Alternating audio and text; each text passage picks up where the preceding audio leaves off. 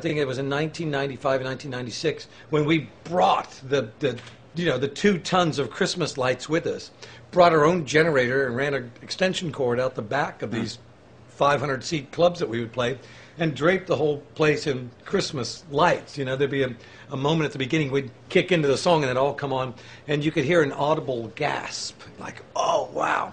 And I think it's partly because it's a great, it's a great, timed thing. But it's also, I think everybody has some reaction to seeing Christmas lights.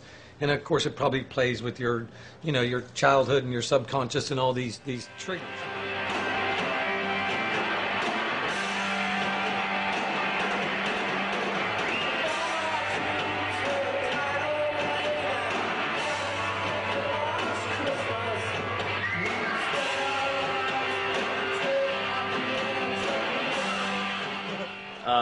What do the Flaming Lips do for? I mean, you've had Santa Claus as part of your show. We have in the past, in the summertime, and now here we are leading up to Christmas. Well, I think what do you do? You're in a rock group, and for the longest time, you just don't know how you acknowledge or how do you gravitate towards these things that you just really like. And it gets around Christmas time, and I think everybody does an obligatory Christmas song, whatever, and it would be maybe some standard from their childhood or something. And I think as we went, I really started to embrace the idea that I really do love Christmas music, even if it's not Christmas. And even at our house, I mean, a lot of people do this now, but even back at our house during the late 70s and 80s, we would leave Christmas decorations up all year. Now that's kind of a normal thing because Christmas decorations are so cheap or whatever. Speaking of dying, hopefully none of you will die, but in the case that you do die, I have to have you guys sign these releases. Is everybody cool with that? Yeah. All right. Right now you have this theme going on. What do you call it?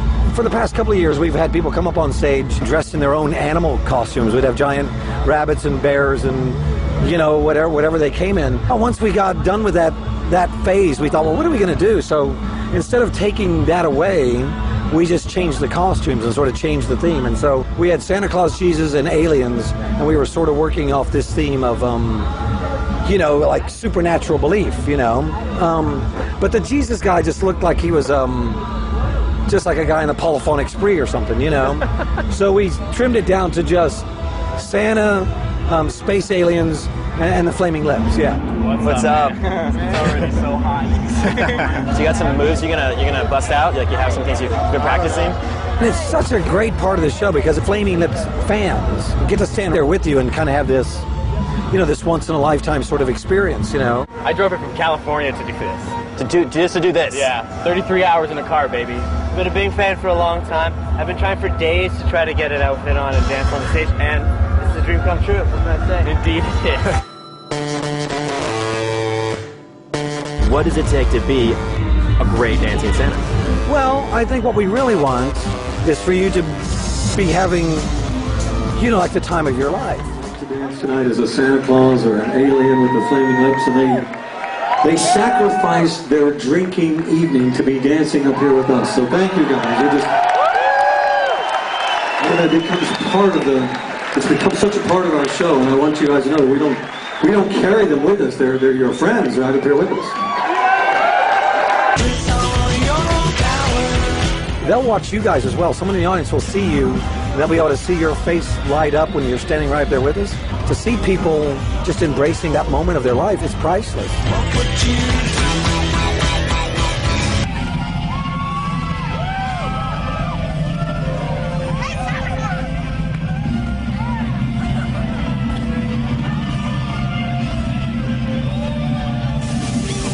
Best experience ever. Yeah! It was near religious experience. I think I lost about a gallon of liquids. I'm exhausted. Evan, tell me, what was it like?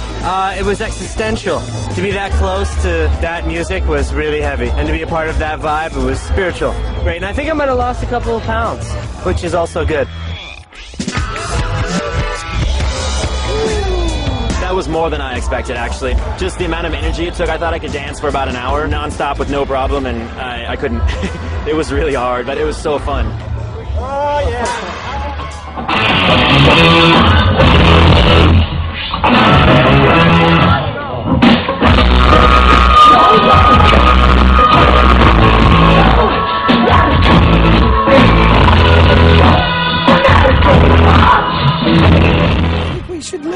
it could be Christmas every day. We don't really have to wait for Santa to come and say, let's be kind, and let's care about each other, and let's care about the world, and let's try to make the world a happier place. There's a lot of suffering out there that we could help alleviate. And when you think about it, it is a very simple thing to do. You can always be kind. You can just, it's a simple way of living. I'm dreaming of a white Christmas. With every Christmas card I write, may your days be merry and bright,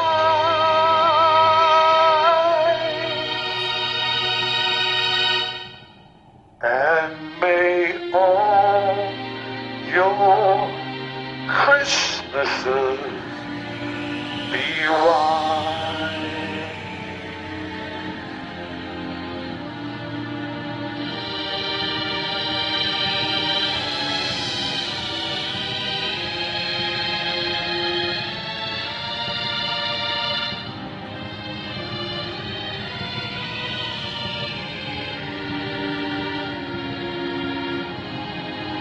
May your days be merry and bright,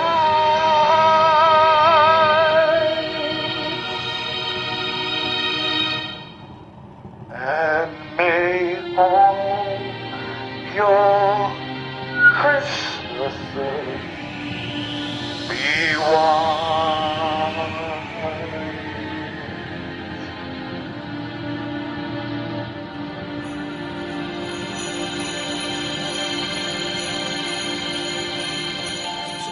That the world doesn't think of Christmas as being this wonderful moment that humans have created for ourselves.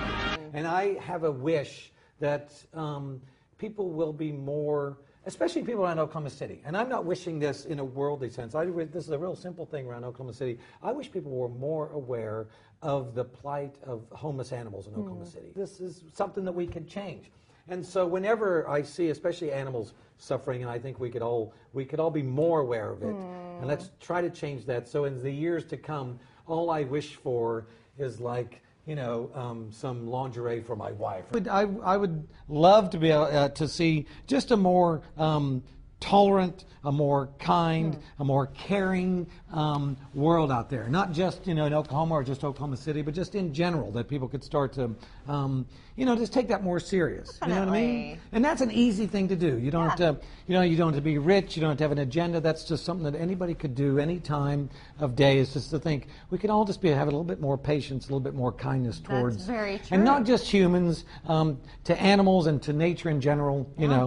That is Do You Realize? Another great song from the Flaming Lips Yoshimi Battles the Pink Robot CD. Is it possible that we hear a little Phil Spector influence on that song with the bells and everything? Oh, I would, in a way, I would think, but there's so much music that when you think about the range of what the Flaming Lips, I mean, because we listen to all kinds of music, and in a way, I could see where people who associate us with being more rock and roll and production would think Phil Spector, but the truth is, I think it's more like it's Christmas music. I mean, I love... You get that sort of... Yeah, I love Christmas music. I play Christmas music Darlene year-round Love, at my house. You know? Yeah. I have a clock. I have a bunch of clocks in my kitchen, and one of them, on the hour, will play a little piece of a Christmas song.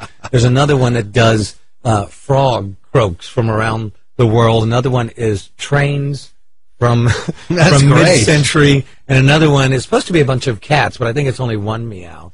So it doesn't do the meow, meow, meow, meow. That thing. No, it says, okay. Yeah. And so, you know, if you come to my house at lunchtime and it hits 12 o'clock, you hear a concoction of frogs, wonderful Christmas music, a train, and yeah.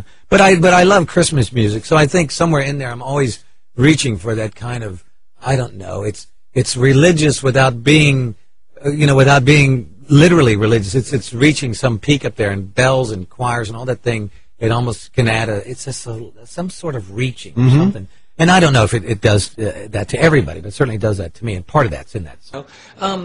But I would always say that Christmas music it's it deals in sound effects a lot. We got sleigh bells, and we have the chimes. weather and chimes, and angelic voices, and a lot of rock music does that as well. We just forget that it's that, and we think, oh, we have to play drums and guitars, whatever.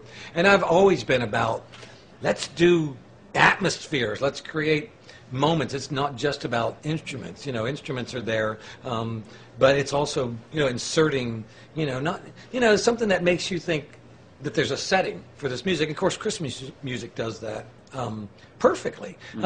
So we would do our own Christmas music.